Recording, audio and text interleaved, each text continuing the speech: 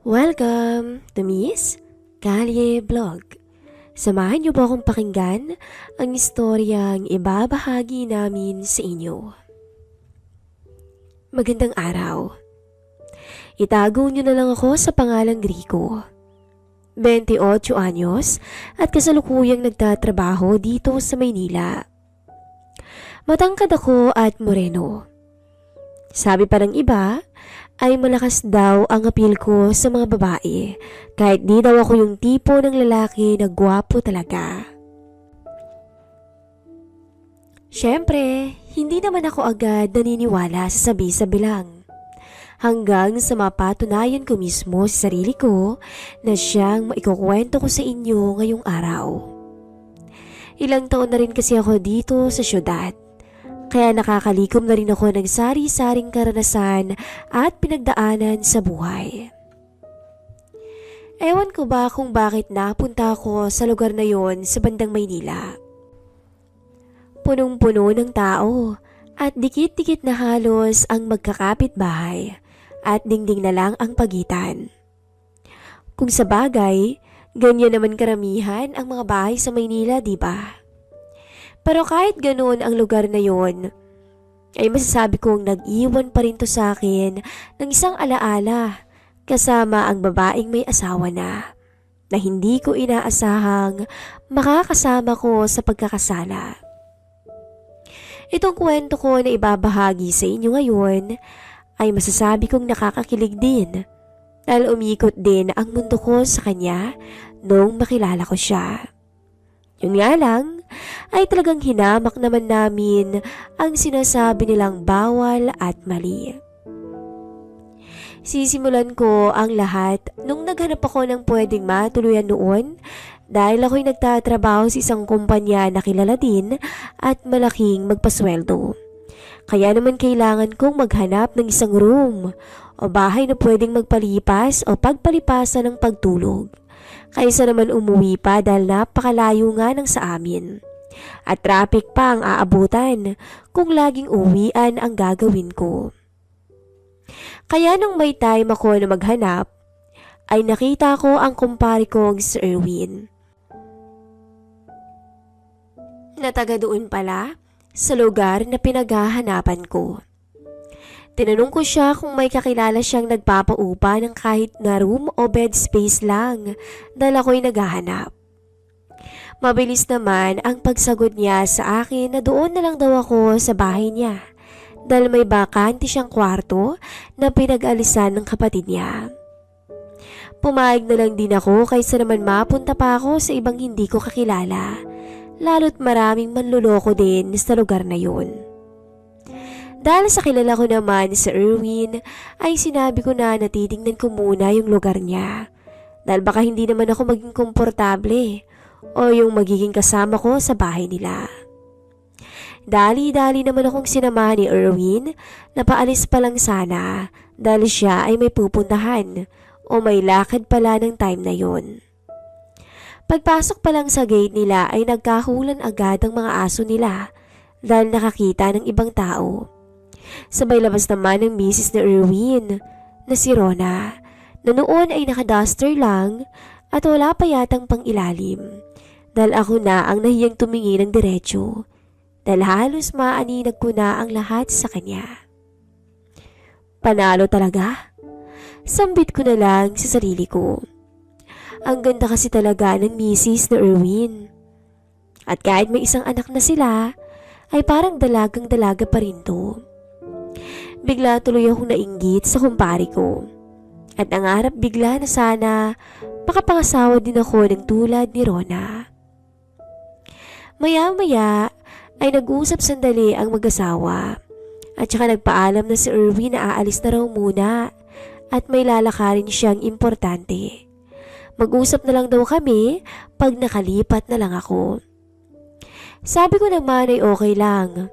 Basta magkasundo kami sa renta ng bahay. At sige lang ang sagot niya sa akin. Basta't kausapin ko rin daw ang misis niya tungkol doon. Dahil kung siya lang daw ay wala namang problema para daw may kainuman siya sa gabi pagkatapos ng trabaho. Nang umalis si Erwin, ay tinanong ako ng misis niya. Rico, baka gusto mong makita na yung kwarto na rerentahan mo? Tanong ni Rona sa malambing na tono. Sige Mari. Nga pala, nasa na pala yung inaanak ko? Ayun, nasa eskwela na. Nasa first grade na kasi siya ngayon pare. Sagot naman ni Rona. Ganun ba? Naku, wala pa ba kayong balak sundan yan? Biro ko sabay ngiti. Sagot niya naman ay mahirap raw. Dahil nakakapos daw sila ngayon sa hirap ng buhay kahit na may trabaho si Erwin. Sabi ko bakit hindi siya magtrabaho rin? May tinapos rin naman siya. Sagot niya ulit ay hindi raw siya pinayagan ni Erwin magtrabaho dahil wala naman daw mag-aasikaso sa anak nila. Maya-maya, habang umaakyat kami sa second floor ng bahay nila ay nauna si Rona sa akin na umakyat. Kaya naman hindi ko naiwasang pagmasdan siya mula sa likuran. At habang ako'y nasa likod niya, ay napalingon siya bigla at napangiti. Akala ko hindi niya pansin na nakatingin ako sa kanya. Kinabahan tuloy ako ng oras na yun dahil baka magalit siya, pero buti na lang at hindi. Nang makaakyat kami ay nakita ko yung kwarto na kailinis pala. At may kama na rin to at sapin, pati kumot ay meron din. May sariling CR din at malinis, kahit ang mga closet ay napakalinis. Nang mapatingin ako sa bintana, ay biglang nagsalita si Rona. Okay naman ang kapitbahay, Rico. Kaya lang, isara mo na lang palagi ang bintana dahil may nagmamasag minsan lalo kung walang kumpare mo. Minsan kasi dito ako natutulog tuwing hapon. Saad ni Rona. Napag-alaman ko rin na wala silang katulong. Kaya lahat ng trabaho ay gawa ni Mari. Kaya bantay bahay lang talaga siya maghapon. Nang ako'y aalis na sana sa kwarto na yun, ay napayo ko bigla si Kumari at may dinampot sa sahig na maliit na tela. Napansin ko na parang Andes na yata yun. Naku Mari, dito pa yata kayo naglalambingan ni Erwin tuwing gabi. Biro ko, sabay tawa naman ni Rona. Naku Rico, kung alam mo lang, matagal na kaming malamig ng kumpare mo no? 2 linggo rin na rin sigurong walang ganap sa amin. Pag-amin niya. Bakit naman? Matipid kong tanong. Paano? Palagi siyang pagod pagka uuwi. Namimiss ko na nga eh. Pag-amin niya sabay ngiti sa akin na parang nahihiya. Maya-maya nagpaalam ako kung pwedeng maki-CR muna dahil parang naapektuhan ako bilang lalaki sa mga sinabi ni Rona. Lalo't 2 lang kami noon sa bahay nila. Sige, sabi naman niya at siya pa ang nagbukas ng bathroom na sabi ko'y malinis pala. Sinara ko ang pinto ng CR pero hindi ko na nilak dahil sa pagmamadali ko. At nang isasara ko na yung zipper ng pantalon ko, ay biglang pumasok si Rona. Nagkatinginan kami ng ilang sandali at walang imik sa isa't isa na para bang tinatantya ang sitwasyon namin. Nagulat na lang ako nang bigla siyang yumakap sa akin at nakiusap. Rico, baka pwedeng pasahin mo ako kung okay lang sa'yo. Nahihiyang pakiusap nito. Sa puntong yun, alam ko na ang ibig sabihin ni Rona. Hindi naman ako inosente para hindi yun maintindihan. Inaamin kong kinakabahan ako ng mga sandaling yun. Dahil hindi ko alam kung anong gagawin. Nagdadalawang isip ako, pero nanaig ang gigil ko. Kaya napayakap na rin ako sa kanya, sabay sinuyo siya ng halik na para bang mag-asawa kaming dalawa. Pero maya-maya lang, tinanong ko siya na baka maabutan kami ni Erwin. Pero ang sagot niya ay matatagalan pa yun dahil malayo ang pinuntahan nito. Pagkarinig ko noon, ay tinaas ko agad ang duster ni Rona. Kala mo'y dalagang-dalaga pa talaga siya. At sa pagkakataong yun, ay hindi ko na pinalampas pa ang lahat. Pagkasandal ko sa kanya sa padera, ay tuluyan na kaming nagpatangay sa makasalanang alon. Napakagatlabi na lang si Mari at napatingala sa sobrang aliw mula sa isang nakaw na sandali. Ako man ay parang nabaliw din sa magandang babae. Nakasama kong naglalaro ng apoy. Halos hindi kami magpaawat ni Rona ng mga oras na yun. Hanggang sa tuluyan kaming napadpad sa kama. Para kaming bagong magkasindahan doon na pagulong-gulong at puro pawis ang sarili. Hindi na namin naisip kung may darating ba na tao at baka mahuli kami. Halos ayaw nang bumitaw ni Rona sa akin. Mahigpit ang yakap niya, kasabay ng pag-uga ng higaan. Kapwa kami nawala sa katinuan ng mga sandaling yun. Kapwa ayaw magpaawat sa sitwasyon na meron kami. Nang biglang may kumahol na aso sa baba ng bahay nila. Dali-dali kaming nag-ayos ng sarili. Nang lumabas ako at bumaba, ay nadatnan ko ang anak nila na kararating lang galing eskwelahan at hinatid ng service nito. Sabay naman na pinagmano siya ni Rona sa akin, na alam naman ng bata na ako ay ninong niya. Muntik na kaming mahuli ni Rona. Maya-maya lang ay nagpaalam na ako dahil kukunin ko na ang mga gamit ko para makalipat na ako sa kanila. Tinanong ko si Rona kung magkano ang bayad kada buwan. Bago sumagot, pinaakyat muna niya ang anak niya. 1,000 lang kada buwan pare. At may kasamang bonus. Alam mo na yun. Bulong niya sa akin. Okay to ah. Sa isip-isip ko at ngumiti na lamang ako. Kaya lang, ingat ha. Baka mahuli ni kumpare. Nang ako'y nakaalis, ay hindi ako makapaniwala sa nangyari. Dahil sa paghahanap ng upahan, ay swerte pa yata ako o malas. Dahil mukhang iba ang aking nahanap. Nang bumalik ako kinabukasan sa bahay nila Erwin, ay dala-dala ko na ang mga damit ko.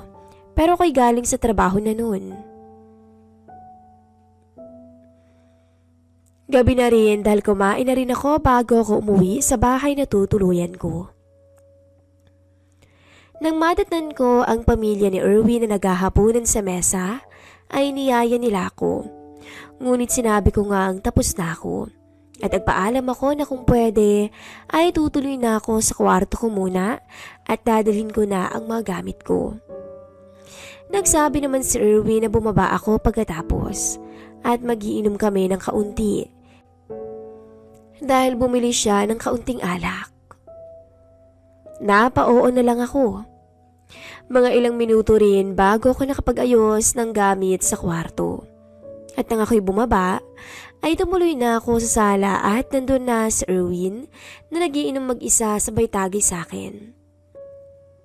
Tikilya pala ang iniinom niya. Okay to pare ah. Pampagana? Biro ko. Sabay tawa naman niya. Oo daw. At may honeymoon daw sila ng misis niya mamaya. At wag daw akong maingay. Napatawa na lang ako sa kanya. At bumalik bigla sa aking alaala ang namagitan sa amin ni Rona kahapon. Lumipas ang mahigit 1 oras. Halos maubos na namin ang iniinom namin, kaya nagpaalam na siya na mauuna na at may trabaho pa raw kinabukasan. Kaya naman pumanik na siya at doon na rin nagkaroon ng komosyon sa taas. Siguro, naglambingan na yung mag-asawa. Mga 1 oras na nakalipas ay niligpit ko na rin ang pinag-inuman namin at pumunta na ako sa kwarto ko. Nang pagkabukas ko ng ilaw ay nabigla ako ng may tao sa higaan ko. Sabay patay ko agad ang ilaw dahil nabigla ako. Si Rona pala ay naghihintay sa akin. Agad akong lumapit sa kanya at binulungan ko. Baka magising si Erwin sa kabila. Sabi ko. Huwag kang mag-alala. Tulog ng asawa ko. Kanina pa nga naghihilik eh. Sabi niya. Tsaka dalian lang natin para hindi siya makahalata. Dagdag pa niya sabay ngiti. Nang marinig ko yon ay agad kong kinalas ang short ko at sumampa na agad saka makasama siya. Sa puntong yun ay maingat naming binaybay muli ni Rona ang alapaap. Nakakatakot talaga dahil nakaw ang mga sandaling yun. Pero parehas kaming nakangiti bago siya umalis sa aking silid. Kinabukasan, sumakit ang ulo ko sa tama ng nainom ko at nalate ako sa trabaho. Maski si Erwin ganun din. Kaya naman nagsabay na kaming nagtungo sa kanya-kanyang trabaho namin at hinatid ko siya dahil may kotse naman ako. Simula noon, ganun na lagi ang routine ng buhay ko. Busy sa trabaho at pag-uwi ko, hindi naman ako iniistorbo ni Rona pag matino ang isip namin ni Erwin o hindi nakainom. Pero masasabi kong laging sexing magsuot ng damit si Rona sa loob ng bahay nila. Lalo na pag wala si kumpare. Kaya naman kapag kaming dalawa lang, ay talagang lunod kami sa pagkakasala. Hindi na mabilang kung ilang beses nang may nangyari sa amin. Halos lahat yata ng sulok ng bahay nila ay hindi namin pinalampas. Maging sa mismong kama nilang mag-asawa ay narating na rin ang makasalanan naming pagkatao. Akala ko nga ay hindi na matatapos ang walang humpay na saya namin ni kumare. Pero ito'y may hangganan din pala. Dahil pinadala ko sa ibang bansa ng boss ko at nadistino ng matagal doon. Kaya iniwan ko si Rona pati si Erwin. Balita ko nga may anak na ulit sila. Ewan ko nga lang kung sa akin yun. At siguro, malalaman ko na lang to sa muli kong pagbabalik sa Pinas. Pero habang tumatagal, ay lalo akong ginugulo ng aking konsensya sa mga nagawa kong mali. At hanggang ngayon, ay hindi ko pa rin alam kung paano ako makakabawi kay Erwin. Siguro, dito ko na lang po tatapusin ang kwento ko. Maraming salamat sa inyo at hanggang sa muli.